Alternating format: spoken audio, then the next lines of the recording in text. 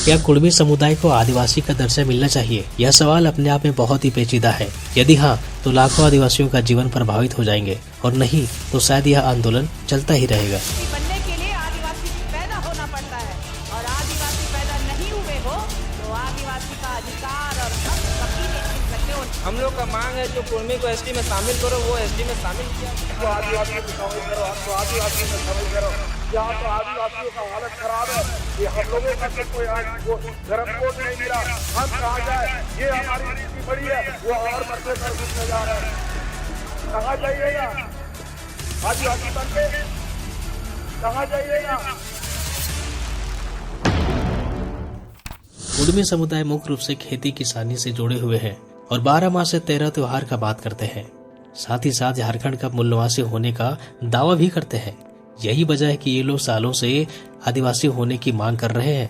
कुर्मी समाज आर्थिक और सामाजिक रूप से पिछड़े हैं, लेकिन सवाल यह भी है कि क्या सामाजिक रूप से पिछड़े होने मात्र से कोई आदिवासी हो सकता है, या फिर संस्कृति, भाषा और इतिहास भी मायने रखता है।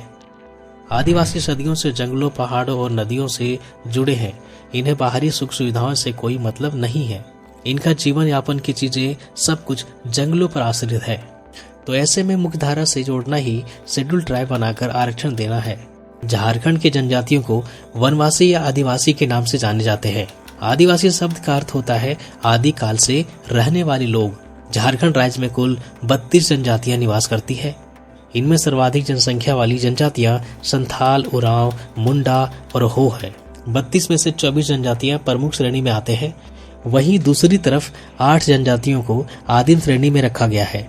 इनमें बिरहोर, कोरवा, असुर, पहाड़िया इत्यादि शामिल हैं। भारतीय संविधान के अनुच्छेद 342 के तहत राष्ट्रपति के द्वारा जनजातियों को अधिसूचित किया जाता है, जिसके कई मानक होते हैं।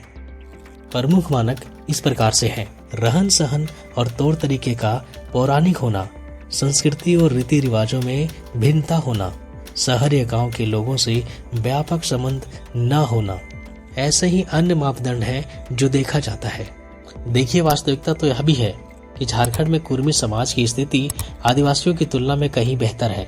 ऐसे में झारखंड में रहने वाले 15% आबादी वाले कुर्मी समाज को 26% आबादी वाले आदिवासी समाज के साथ मिला दिया जाए तो यह बढ़कर 41% हो जाएगा, जबकि एसटी कोटा में रिजर्वेशन केवल 26% ही है। इससे यह होगा कि इस वर्ग के सारी शक्ति कुर्मी समुदाय के हाथों में चला जाएगा तथा आदिवासी समाज बुरी तरह से प्रभावित हो जाएगी। ऐसा ही उदाहरण हमें शेड्यूल कास्ट में भी दिखाई पड़ता है, जहां अन्य शेड्यूल कास्ट की अपेक्षा केवल जाट एकमात्र ऐसा शेड्यूल कास्ट है जिसने आरक्षण का अधिकतम लाभ लिया है। जिसे वास्तव में आरक्षण की आवश्यकता है, उनका जीवन आज भी प्रभावित है। ऐसे में होना यह चाहिए कि वैसे समाज के लिए आरक्षण में क्रीमी लेयर लगाया जाना चाहिए, न कि दोबारा से जातियों को इसमें डालने की गलती करें। दूसरा प्रभाव यह भी पड़ सकता है कि कुर्मी को आदिवासी का दर्जा मिलते देख बाकी और भी जातियां जो एसटी का मांग लगातार कर रहे हैं, उनका आंदोलन और भी तेज हो जाएगा। तब सरकार के पास कोई रास्ता नहीं बचेगी और अंत में उन्हें भी एसटी का दर्जा देना पड़ सकता है।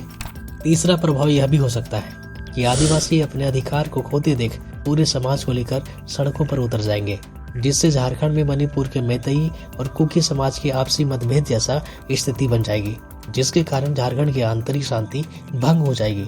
ये सभी प्रमुख कारणों को देखते हुए गवर्नमेंट कभी भी ऐसा फैसला नहीं ले सकती है।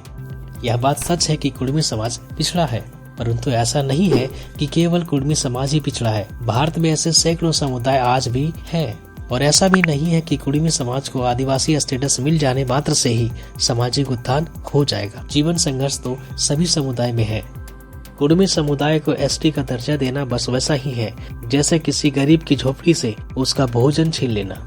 इसलिए कुर्मी समाज के लिए सही रास्ता ओबीसी कोटा ही है, जहां उन्हें पहले से ही आरक्षण मिला हुआ है।